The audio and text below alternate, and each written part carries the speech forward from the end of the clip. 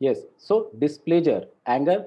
It's a literal meaning is displeasure, a strong feeling of grievance and displeasure to become or make somebody extremely annoyed. So just I was talking कि आप बहुत अच्छे से आते हो, सुबह में उठ करके अच्छे से फ्रेश एकदम, कहीं पे कोई प्रॉब्लम नहीं है। बट किसी बात पे आपके फ्रेंड से या किसी रिलेटिव से कुछ भी ऐसा हो जाता है जिसके कारण आपको बहुत गुस्सा आता है। एंड जो भी है वहाँ पे आपने निकाल दिया गुस्सा या आपने गुस्सा को अंदर में रखा। ये बात क्या ये सेकंड स्टेप्स है, ये सेकंड स्टेज है। तो हमें उससे बहुत नहीं है, लेकिन उस गुस्से के बाद में आपको अगर कोई तकलीफ होती है, वो गुस्सा आने के बाद में, so definitely we should apply this rubrics, elements from anger. और उसके सब रूब्रिक्स भी हैं जिसको कि हम लोग एक-एक करके देखेंगे, समझेंगे। So just keep in your mind that कि उसके बाद गुस्से के बाद में अगर तकलीफ होती है, तो हम इस रूब्रिक्स को वहाँ पे अप्लाई करेंगे। Elements from anger, reaction against anybody और हैपनिंग, कुछ भी होता है उसके खिलाफ आप रिएक्ट करते हो या फिर किसी व्यक्ति विशेष के खिलाफ आप रिएक्ट करते हो। हो सकता है कि उस व्यक्ति के एक्शन से आपको कोई तकलीफ हो रही है तो आप रिएक्ट कर जाते हो, या फिर कुछ घटना घटती है जिसको लेकर के हम लोग रिएक्ट करते हैं। और वो जो रिएक्शन होता है, तो एंगर के साथ में हमेशा ध्यान में रखना कि वो एक जैसे बोलते हैं ना कि एंगर आगे चल करके फिर रेज में कन्वर्ट होता है। We have the rubrics rage also. तो वो रेज में भी कन्वर्ट हो जाता है। फ्यूर जैसे होता है कि फरी, रेज ऐसे करके उसके पहले एंजाइटी से शुरू होता है, इरिटेबिलिटी, एंजाइटी, उसके बाद में फिर एंगर, ऐसे करके स्टेजेस बने हुए हैं जो कि हम लोग आगे चल करके देखेंगे जब सेपरेटली हम लोग उसको डिस्कस करेंगे तो।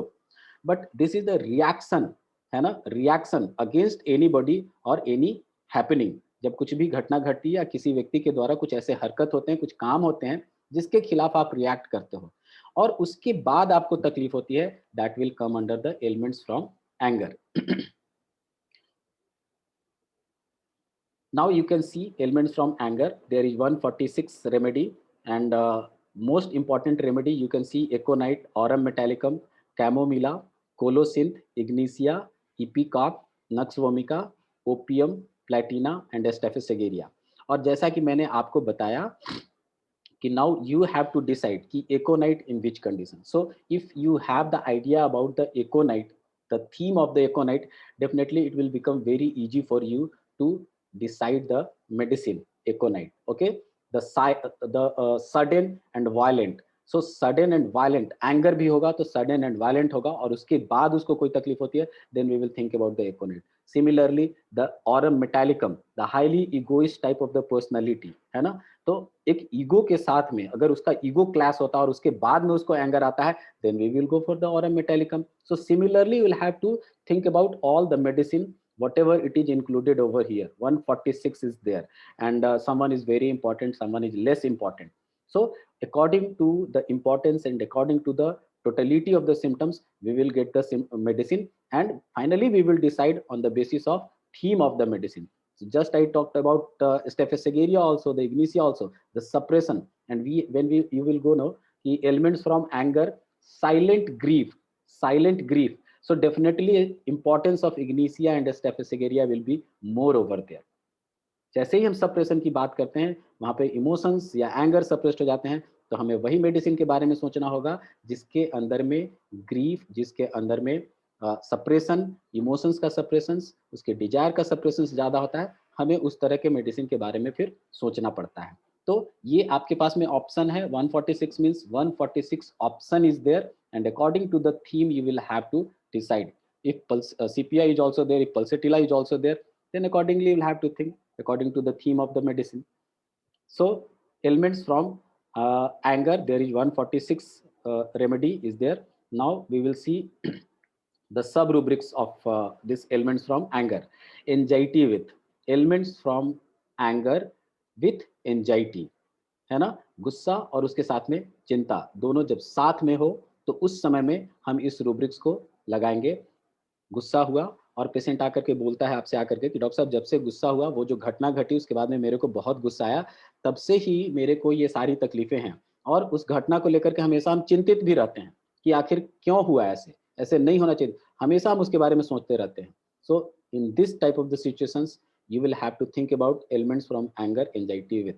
So similarly with bitterness, fright with, डर भी अगर हो गया कि गुस्सा आया और उसके बाद में बहुत बहुत बार ऐसा होता है कि हम लोग गुस्सा कर लेते हैं और फिर बाद में होता है कि अब पता नहीं सामने वाला क्या करेगा मेरे साथ में, कई बार ये ऐसा होता है कि हम लोग गुस्से में कुछ बोल देते हैं किसी को, कुछ अपनी बात रखने का जो तरीका होता है ना, वो लगता है कि नहीं ये गलत हो गया, हमको ऐसे नहीं बोलना चाहिए था। अब पता नहीं वो क्या करेगा मेरे साथ में, एक डर सा, उधर से गुजरेंगे तो वो मेरे साथ में क्या करेगा।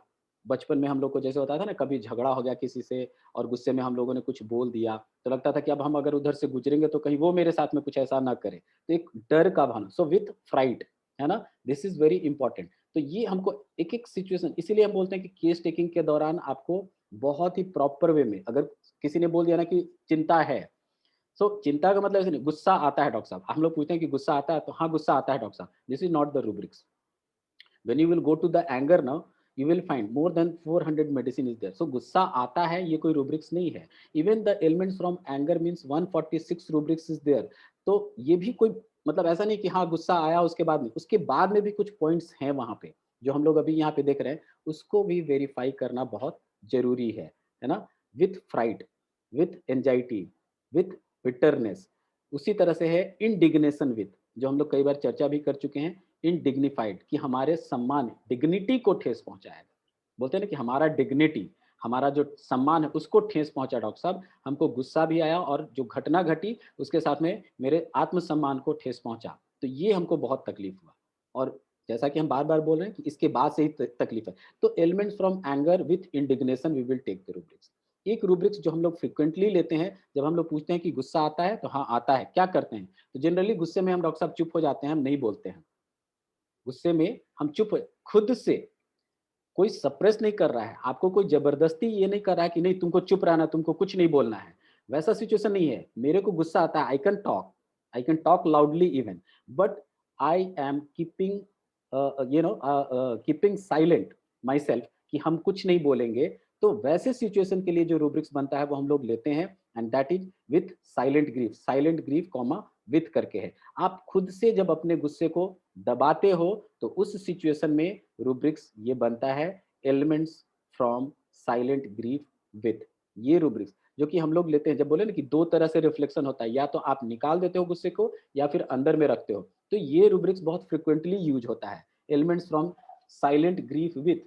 आप अपने जो आपका जो गुस्सा है आप उसको निकालते नहीं हो। और इसको कंफर्म करने के लिए एक दो रूब्रिक्स है जिसको कि हम लोग देखते ही देखते हैं, और आपको भी हम बता रहे हैं, मैं बता रहा हूँ केस टेकिंग के दौरान, कि सचमुच अगर कोई व्यक्ति अपने गुस्से को दबाता है, तो 2-3 बातों का आपको ध्यान रखना है, जो कि इसको कन्फर्म करता है। The first one is the imprint of the teeth on your tongue, आपके जीभ पे आपके दाँत का निशान होना, है ना? इंडेंटेड टंग, उसके लिए रूब्रिक्स आता है वहाँ पे, just keep in your mind, indented tongue, mouth के अंदर में जाकर के देखेंगे।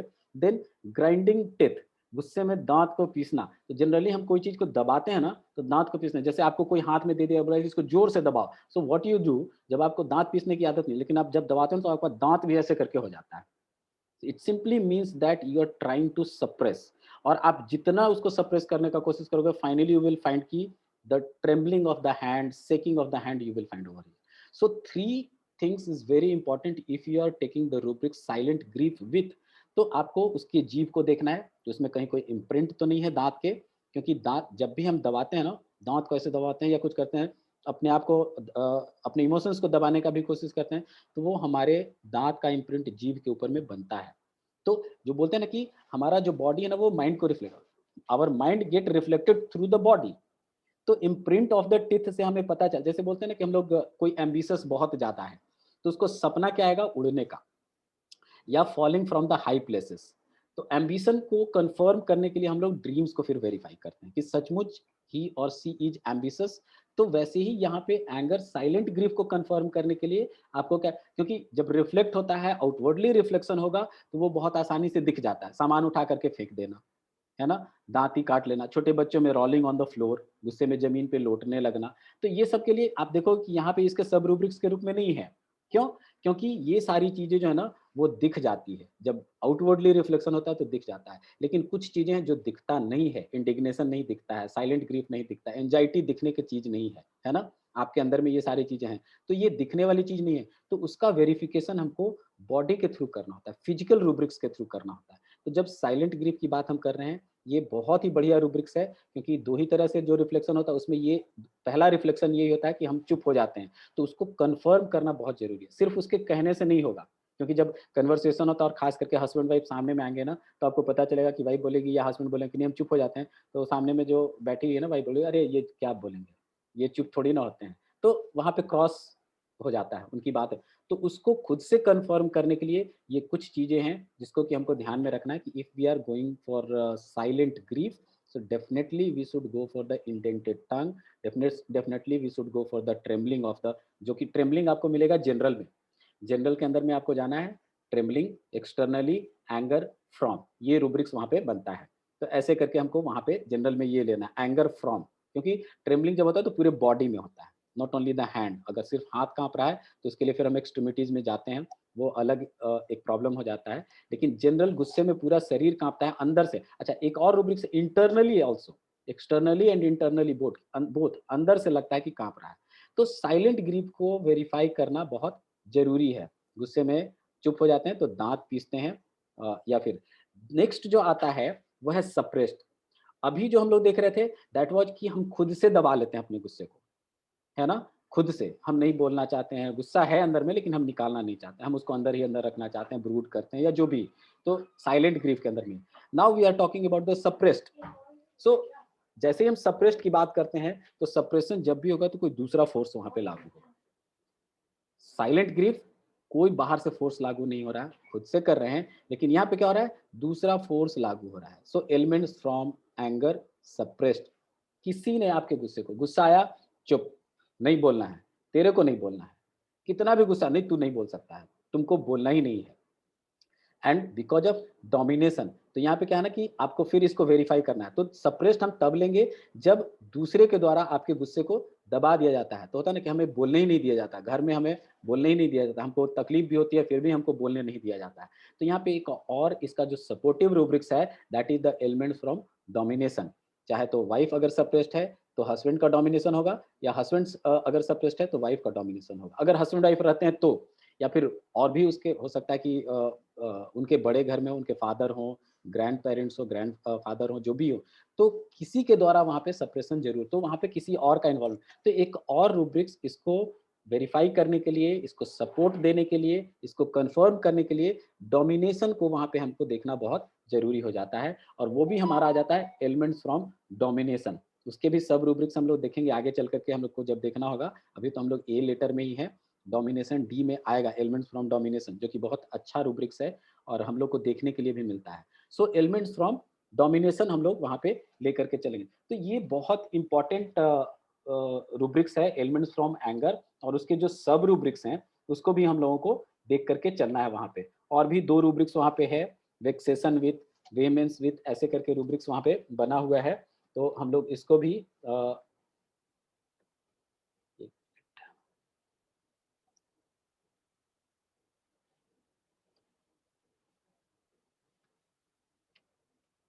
है ना, इसको भी हम लोग देख लेंगे। विथ कन्विक्शन वेमेंस का हम लोग अगर ये करते हैं तो विथ कन्विक्शन विथ वेक्सेशन ऐसे करके रूब्रिक्स आता है इसका, इसको भी हम लोग आगे चल करके देखेंगे।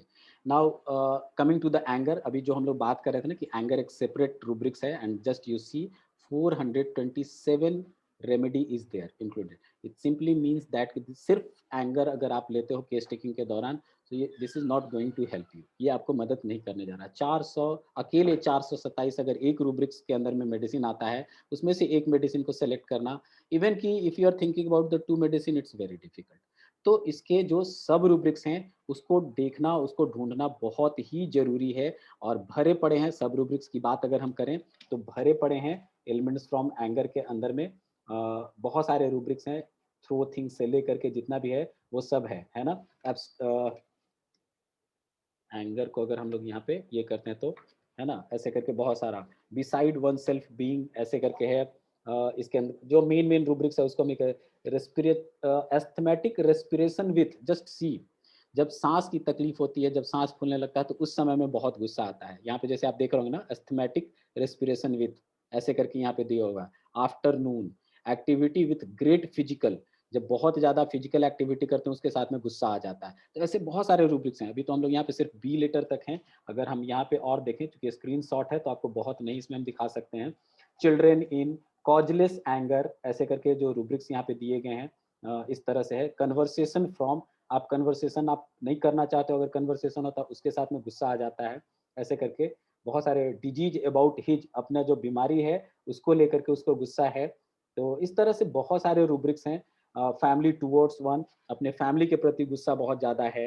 इंडिग्नेशन फ्रॉम हस्बैंड टुवर्ड्स, है ना, अपने पति से हम बहुत ज़्यादा गुस्सा हैं। तो ऐसे करके बहुत सारे सब रूब्रिक्स हैं। तो जब भी कोई पेशेंट बोले कि गुस्सा है, तो हाँ है, तो पूछना दो चीज़ कि गुस्सा क्यों है इतना आपके अंदर में, किस कारण से आपको गुस्सा आता है और क्या करते हो? तो 3 बातें ज़रूर आपको ध्यान में रखनी है वहाँ पे कि गुस्सा है, ये मान के चलना है कि है, हर इंसान के अंदर में होता है। तो जो सामने में पेशेंट आपका बैठा है, उसके अंदर में भी गुस्सा है, उसको भी गुस्सा आता है। और तो सवाल ये उठता है कि क्यों इतना गुस्सा है? पहला, इतना गुस्सा क्यों है? तो मेबी कि हस्बैंड की वजह से है, या वाइफ की वजह से है, या फिर हमारी जो फैमिली है उसकी वजह से है। तो पहला तो ये कारण वहाँ पे निकल गया। उसके बाद में कि कब किस समय में गुस्सा आता है, जैसे ना एंगर कॉन्ट्राडिक्शन फ्रॉम, जब मेरी बात कोई काट दे तो हमको गुस्सा आ जाता है ना? Contradiction from, you will find कि elements anger contradiction from rubrics है यहाँ पे। Contradiction from, there is 80 rubrics, sorry 80 medicine, 80 दवाइयाँ हैं इसके अंदर में। बात कोई काट देता है तो गुस्सा आ जाता है। एंड देन इसके बाद में आता है कि गुस्सा आता है तो आप करते क्या हो? जिसको कि हम लोग देख रहे थे कि चुप हो जाते हैं या फिर हम उसको निकाल देते हैं। तो स्ट्राइकिंग है गुस्सा में, सर दीवार में पटा, knocking he striking himself, knocking her head in the wall, ऐसे करके रूब्रिक्स है ना? गुस्सा में दांत ही काटते हैं, बाइटिंग्स, ऐसे करके बहुत सारे रूब्रिक्स हैं। जब आप जाओगे एंगर के अंदर में तो बहुत सारे रिफ्लेक्शन मिलेंगे कि वैरायटी ऑफ सुसाइडल डिस्पोजिशन, गुस्से में आत्महत्या करने की इच्छा होती है। ये भी रूब्रिक्स आप हम लोगों को मिलता है। तो हम लोग को ऐसे करके वहाँ पे देखना है कि इसके बाद में क्या है। तो एंगर सेपरेट रूब्रिक्स है, और एलिमेंट्स फ्रॉम एंगर जो है वो एक अलग रूब्रिक्स है, सेपरेट, जिसके कि कुछ क्या बोलते हैं, सब रूब्रिक्स हैं। लेकिन एंगर के अंदर में बहुत सारे सब रूब्रिक्स हैं जिसको कि हम लोगों को देखना चाहिए, एक-एक करके देखना चाहिए। सो आई थिंक कि एंगर और एलिमेंट्स फ्रॉम एंगर दोनों में कन्फ्यूजन भी नहीं होगा आपको कि एक एलिमेंट्स फ्रॉम उसके कारण है, और एक गुस्सा आता है तो उसके अंदर में क्यों गुस्सा आता है, कब आता है गुस्सा, और कैसे रिएक्ट करते हैं। तो ये हमें देखना है। तो हम लोग अलग से देखेंगे, एंगर में जाकर के देखेंगे, और हमको जब एलिमेंट्स बन जाता है वो इसके वजह से तकलीफ है तो उसको हम सेपरेटली देखेंगे। So this is about the anger and elements from anger. I think कि कहीं पे कोई कंफ्यूजन नहीं होना चाहिए। दूसरा जो रूब्रिक्स है, आज 2 ही रूब्रिक्स हम लोग करेंगे। दूसरा जो रूब्रिक्स है, this is also very important rubrics, elements from anticipation. And again anticipation separate rubrics भी है और एलिमेंट्स फ्रॉम के अंदर में भी है। अब इसमें बहुत कभी-कभी हम लोगों को शुरू में मेरे को भी बड़ा ये लगता था कि एलिमेंट्स फ्रॉम एंटिसिपेशन और एंटिसिपेशन सेपरेटली, व्हाई? जब मीनिंग एंटिसिपेशन का एक ही है तो फिर ये 2 रूब्रिक्स क्यों है? 2 जगह पे क्यों है? तो जैसा कि मैंने आपको पहले ही बताया है कि एलिमेंट्स फ्रॉम की उसके वजह से। नाउ अब आप अगर इसके मीनिंग को देखेंगे, more than 100 sorry, near about 100 medicine you will find in the elements from anticipation. सी, हम लोग होता है ना फिंगर क्रॉस एंटिसिपेशन, पता नहीं क्या होने वाला है ना? भगवान करे ऐसे हो जाए, तो हम लोग बोलते हैं ना फिंगर क्रॉस, ये नया स्टाइल है फिंगर क्रॉस। हमारे यहाँ तो ऐसे हाथ जोड़ करके हम लोग बैठ जाते हैं, भगवान बचाइए, क्या होने वाला है? ये नया आ गया है finger cross. Anticipation, expect expectant waiting, the feeling of looking forward, usually excitedly और eagerly to something that is going to happen. Insecure, ये तो लिटरल मीनिंग हुआ। द बेसिकली जब आप जाओगे होम्योपैथिक मीनिंग के अंदर में, होम्योपैथिकली इसको देखना चाहोगे, तो जो सेकंड लाइन है वो बहुत इंपॉर्टेंट है। Insecure patient with dread of failure and people who worry about the future. This is very important कि इसके अंदर में जब हम एंटिसिपेशन की बात करते हैं ना, तो ड्रेड ऑफ फेलियर, वरी, जो कि एंजाइटी हम लोग बोलते हैं, ये बहुत मायने रखता है। Insecurity, insecured feeling, this is very very important if you are talking about the anticipations. So यहाँ पे क्या है कि हम लोग बात कर रहे हैं एलिमेंट्स फ्रॉम एंटिसिपेशन। एंटिसिपेशन को भी हम लोग देखेंगे तभी हमको समझ में आएगा। तो अब आप एक मीनिंग यहाँ पे पढ़ोगे तो आपको बहुत आसानी से समझ में आ जाएगा। This is a very common symptoms, इसको ध्यान से अगर आप सुनेंगे या आप स्क्रीन को जूम कर लोगे तो बहुत अच्छे से समझ में आ जाएगा कि this is a very common symptoms, insecure patient with a dread of future, and people who worry about the future have these symptoms.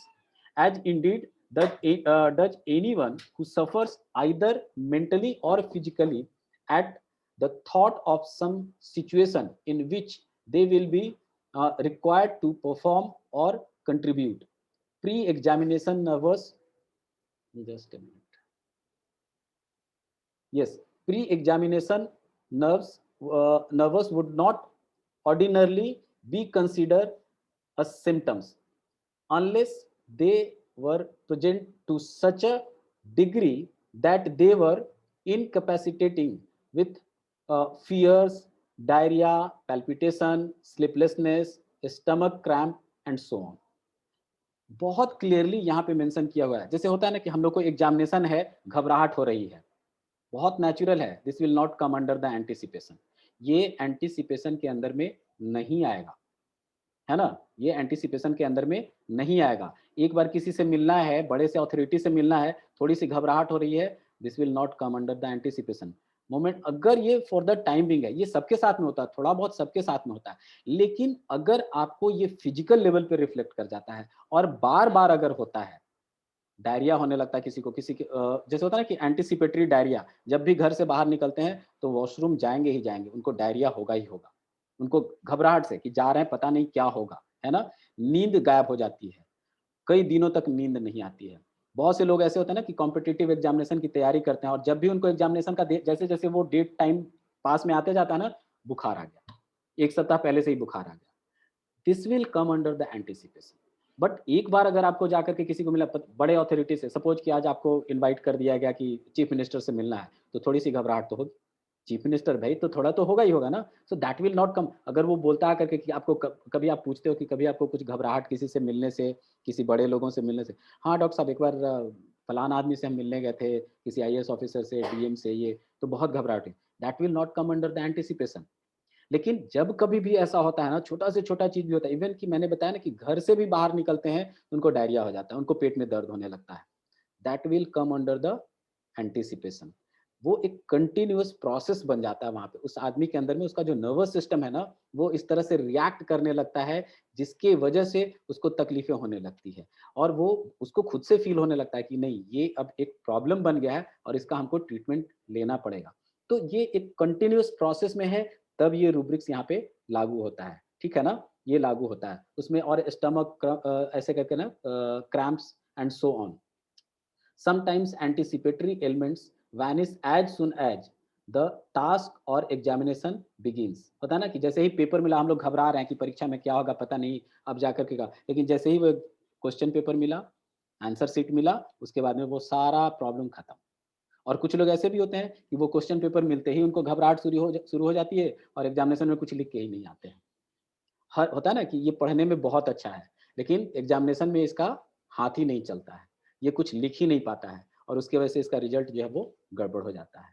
So that will come under the anticipation. तो ये एक आध बार अभी कभी ऐसा हुआ तो इसको हम लोग एंटिसिपेशन में नहीं लेंगे। The student who was rigid with fear, क्या है इसमें, yes, who was rigid with fear moments either calm down and performs well.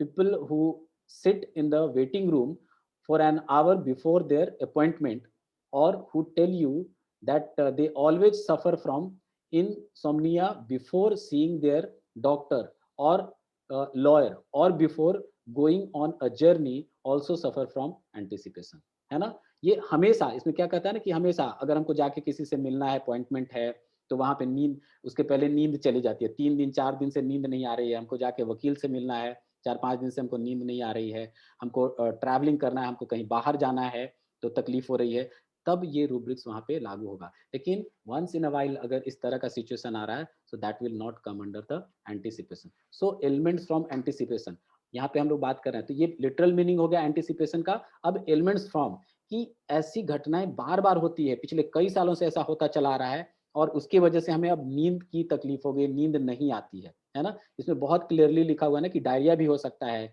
उसको नींद भी नहीं आ सकती है, उसको पैल्पिटेशन का प्रॉब्लम हो सकता है, नर्वसनेस, बॉडी कांपने का हो सकता है। We have the rubrics in mind, excitement, nervousness. Nervousness direct rubrics नहीं है, एक्साइटमेंट के अंदर में है। जब आप माइंड में जाओगे ना, तो वहाँ पे नर्वसनेस ढूँढने का कोशिश करो तो डायरेक्ट रूब्रिक्स नहीं है, वहाँ पे एक्साइटमेंट के अंदर में है।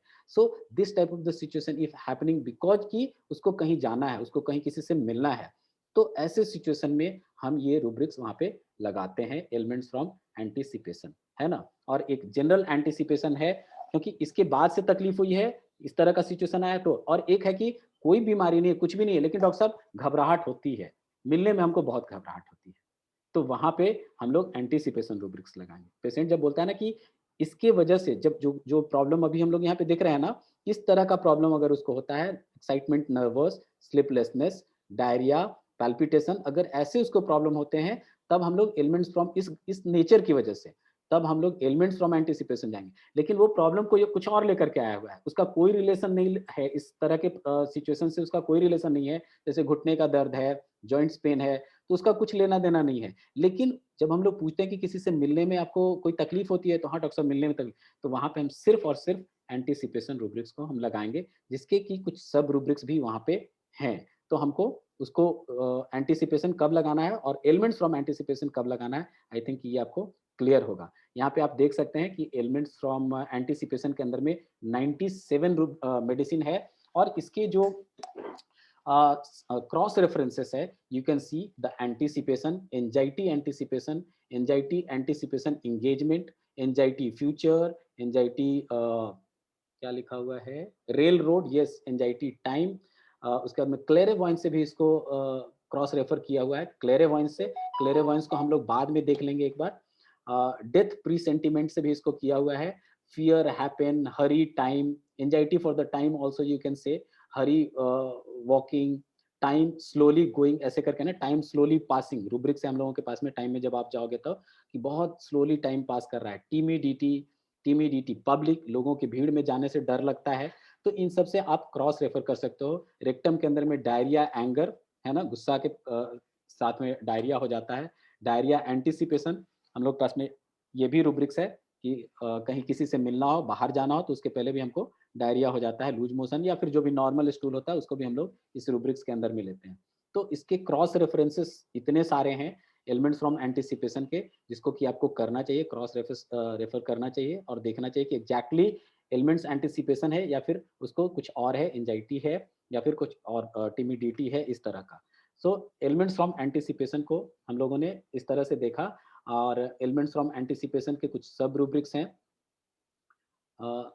सॉरी, एंटिसिपेशन, इसके कुछ सब रूब्रिक्स हैं, एलिमेंट्स फ्रॉम जो कि ऑलरेडी वहाँ पे है, देन है कि dentist, physician before going to, बहुत पर्टिकुलर है ना, ये क्या हो गया, पर्टिकुलर है कि डॉक्टर के यहाँ जाने के पहले या दाँत वाले डॉक्टर के पास जाने के पहले हमको घबराहट होती है।